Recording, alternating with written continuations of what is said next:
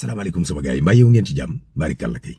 président de la république Bassirou Diomaye Diakhar Faye ak Elimani jëwriñ du Sénégal Ousmane Sonko seen yitteeg seen pexe yëpp mooy nu ñuy def bu dund gi wàññeeku waaye dafa mel ne dafa am problème bu ci am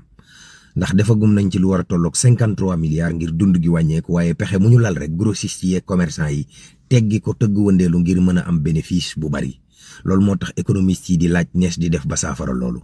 soxnaas njiitu réew mi Marie Khone Faye lay wuyoo nee na engagé wu na maanaam takku na taxaw ngir xale yu jigéen yu ndaw yi mën a dem l'école des fa ba jariñu fa ndax yaari loxoy takk tubay mooy takk sër Pape Malick Ndour daal ne 800 milliards yi neen dañ koo fas yéene lépp ci 2025 bi luy ndeyam ak lu tax assemblée nationale autorisé loola.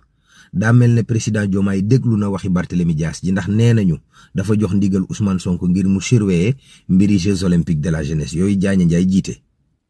waaw waa ànd gësam wàcc nañ seen gerew ba ca secteuru santé ba ñi wàccul gerew bi kay mooy borom jakarta yi seen ngëbub suuf lañu yor rek fi mu nekk nii bëgg a xajamal cere Diomaye ji ndax nee nañu duñu wàccu benn yoon liñ leen teg attanuñ ko te duñu bàyyi benn yoon walay ndeysaan.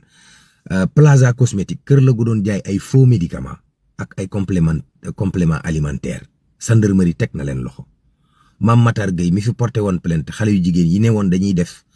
ab marsub taati neen 31 décembre procureur nee na ku xam ñooña na ko wax ñan la ki njëkk a déclenché loola wallaay Koungheul dafa am xeex bu metti bu fa amoon ci ay diggante yi sàmmkat yi ak baykat yi ba am kenn ku ci ñàkk bakkanam yal na ko yàlla yërëm. Waly Diouf Bodian nee na port autonome mu Dakaaru seen salaire weer wu nekk 30 milliards la ci toll ndax ñi fa ne war nañoo toll ci 2 junni doomu aadama ak juróomi téeméer yu ñuy fay